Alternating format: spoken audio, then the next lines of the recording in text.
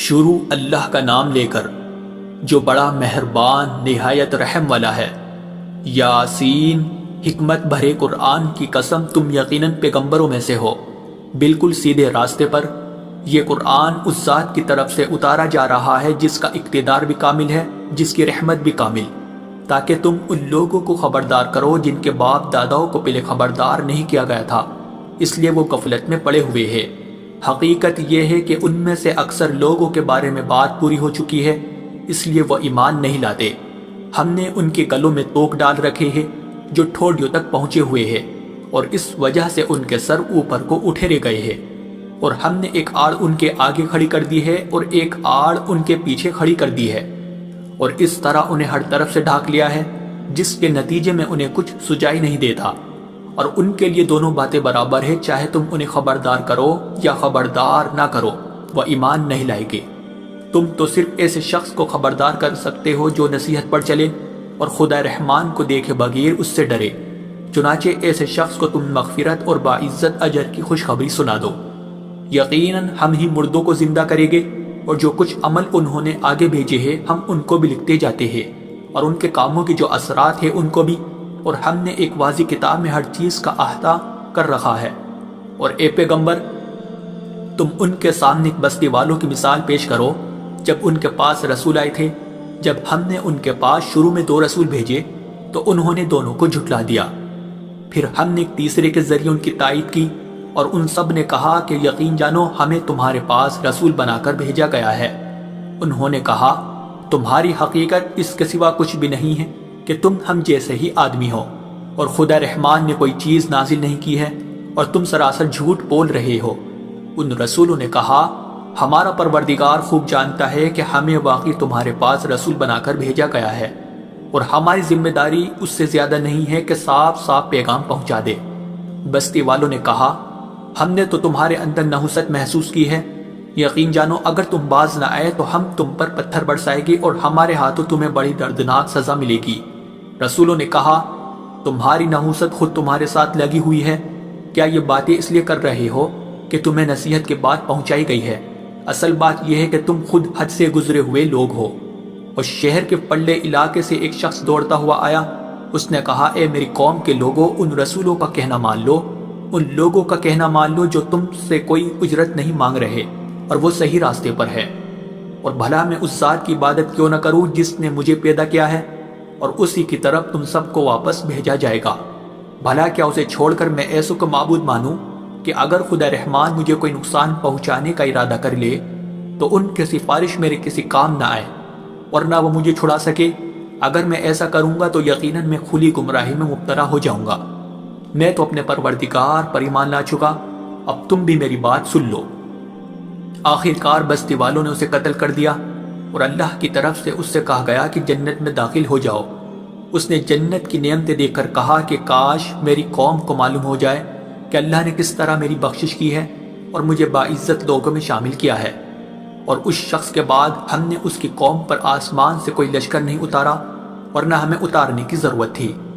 وہ تو بس ایک ہی چنگھاڑ تھی جس سے وہ ایک دم بجھ کر رہ گئے۔ افسوس ہے ایسے بندوں کے حال پر، ان کے پاس کوئی رسول ایسا نہیں آیا جس کا وہ مذاق نہ اڑاتے رہے ہو۔ کیا انہوں نے نہیں دیکھا کہ ان سے پہلے ہم نے کتنی قوموں کو اس طرح ہلاک کر چکے ہیں کہ وہ ان کے پاس لوٹ کر نہیں آتے؟ اور یہ جتنے لوگ ہیں ان سبھی کو اکٹھا کر کے ہمارے سامنے حاضر کیا جائے گا،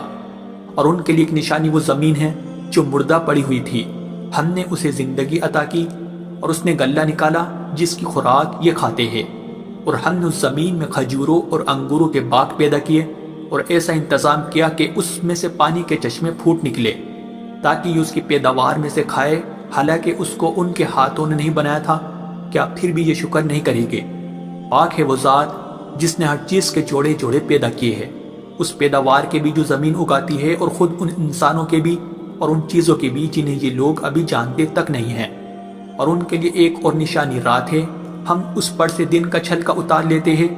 تو وہ یکا یک اندھیرے میں رہ جاتے ہیں، اور سورج اپنے ٹھکانے کی طرف چلا جا رہا ہے۔ یہ سب اس ذات کا مقرر کیا ہوا نظام ہے جس کا اقتدار بھی کامل ہے، جس کا علم بھی کامل۔ اور چاند ہے کہ ہم نے اس کی منزل تاب تول کر مقرر کر دی ہے، یہاں تک کہ وہ جب ان منزلوں کے دورے سے لوٹ کر آتا ہے تو کھجور کی پرانی ٹہنی کی طرح پتلا ہو کر رہ جاتا ہے۔ نہ تو سورج کی مجال ہے کہ وہ چاند کو جا پکڑے، اور نہ رات دن سے آگے نکل سکتی ہے، اور یہ سب اپنے اپنے مدار۔ اور ان کے لیے ایک اور نشان یہ ہے کہ ہم نے ان کی اولاد کو بھری ہوئی کشتی میں سوار کیا، اور ہم نے ان کے لیے اسی جیسی اور چیزیں بھی پیدا کی جن پر یہ سواری کرتے ہیں، اور اگر ہم چاہیں تو انہیں غرق کر ڈالے، جس کے بعد نہ تو کوئی ان کی فریاد کو پہنچے اور نہ ان کی جان بچائی جا سکے۔ لیکن یہ سب ہماری طرف سے ایک رحمت ہے اور ایک معین وقت تک زندگی کا مزہ اٹھانے کا موقع ہے جو انہیں دیا جا رہا ہے۔ اور جب ان سے کہا جاتا ہے کہ بچو اس عذاب سے جو تمہارے سامنے ہے اور جو تمہارے مرنے کے بعد آئے گا تاکہ تم پر رحم کیا جائے، تو وہ ذرا کان نہیں دھرتے، اور ان کے پروردگار کی نشانیوں میں سے کوئی نشانی ایسی نہیں آتی جس سے وہ منہ نہ موڑ لیتے ہو۔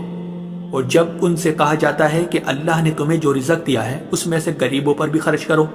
تو یہ کافر لوگ مسلمانوں سے کہتے ہیں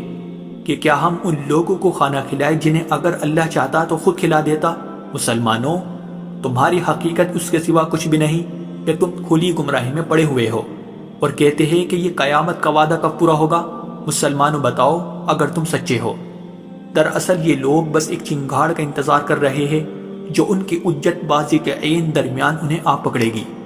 پھر نہ یہ کوئی وصیت کر سکے گے اور نہ اپنے گھر والوں کے پاس لوٹ کر جا سکے گے، اور سور پھونکا جائے گا تو یکایک اپنی قبروں سے نکل کر اپنے پروردگار کی طرف تیزی سے روانہ ہو جائے گے۔ کہے گے کہ ہائے ہماری کم بختی، ہمیں کس نے ہمارے مرکز سے اٹھا کھڑا کیا ہے؟ جواب ملے گا کہ یہ وہی چیز ہے جس کا خدا رحمان نے وعدہ کیا تھا اور پیغمبروں نے سچی بات کہی تھی، اور کچھ نہیں، بس ایک زور کی آواز ہوگی جس کے بعد یہ سب کے سب ہمارے سامنے حاضر کر دیے جائیں گے۔ چنانچہ اس دن کسی شخص پر کوئی ظلم نہیں ہوگا اور تمہیں کسی اور چیز کا نہیں، بلکہ انہی کاموں کا بدلہ ملے گا جو تم کیا کرتے تھے۔ جنت والے لوگ اس دن یقیناً اپنے مشغلے میں مگن ہوگے، اور وہ ان کی بیویاں گھنے سایوں میں آرام دانشتوں پر ایک لگائے ہوئے ہوگے۔ وہاں ان کے لیے میوے ہوگے اور انہیں ہر وہ چیز ملے گی جو وہ منگوائے گے۔ رحمت والے پروردگار کی طرف سے انہیں سلام کہا جائے گا، اور کافروں سے کہا جائے گا کہ اے مجرموں، آج تم مومنوں سے الگ ہو جاؤ۔ اے آدم کے بیٹو،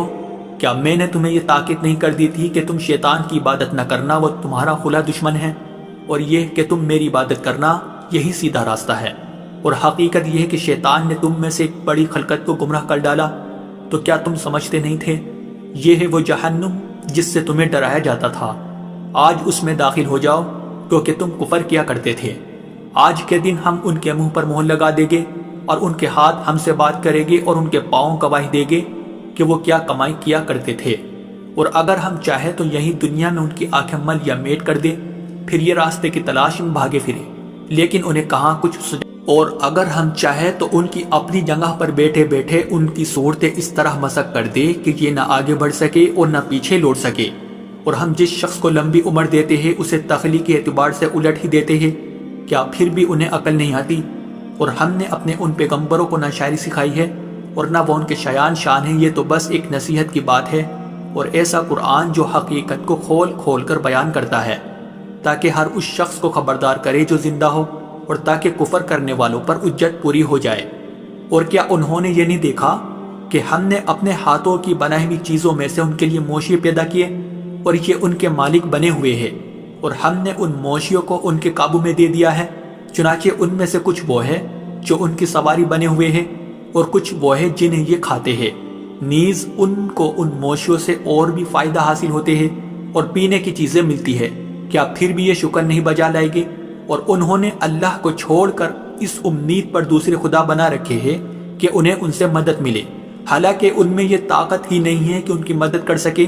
بلکہ وہ ان کے لیے ایک ایسا مخالف لشکر بنے گے جسے قیامت میں ان کے سامنے حاضر کر لیا جائے گا۔ غرض اے پیغمبر، ان کی باتیں تمہیں رنجیدہ نہ کریں، یقین جانو ہمیں سب معلوم ہے کہ یہ کیا کچھ چھپاتے اور کیا کچھ ظاہر کرتے ہیں۔ اور کیا انسان نے یہ نہیں دیکھا کہ ہم نے اسے نطفے سے پیدا کیا تھا، پھر اچانک وہ کھلم کھلا جھگڑا کرنے والا بن گیا؟ ہمارے بارے میں تو وہ باتیں بناتا ہے اور خود اپنی پیدائش کو بھلا بیٹا ہے، کہتا ہے کہ ان ہڈیوں کو کون زندگی دے گا جبکہ وہ گل چکی ہوگی؟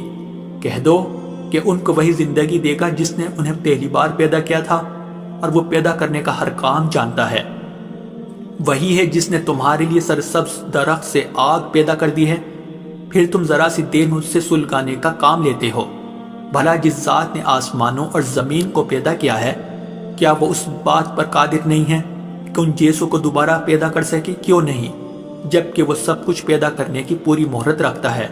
اس کا معاملہ تو یہ ہے کہ جب وہ کسی چیز کا ارادہ کر لے تو صرف اتنا کہتا ہے کہ ہو جا، بس وہ ہو جاتی ہے۔ غرض پاک ہے وہ ذات جس کے ہاتھ میں ہر چیز کی حکومت ہے،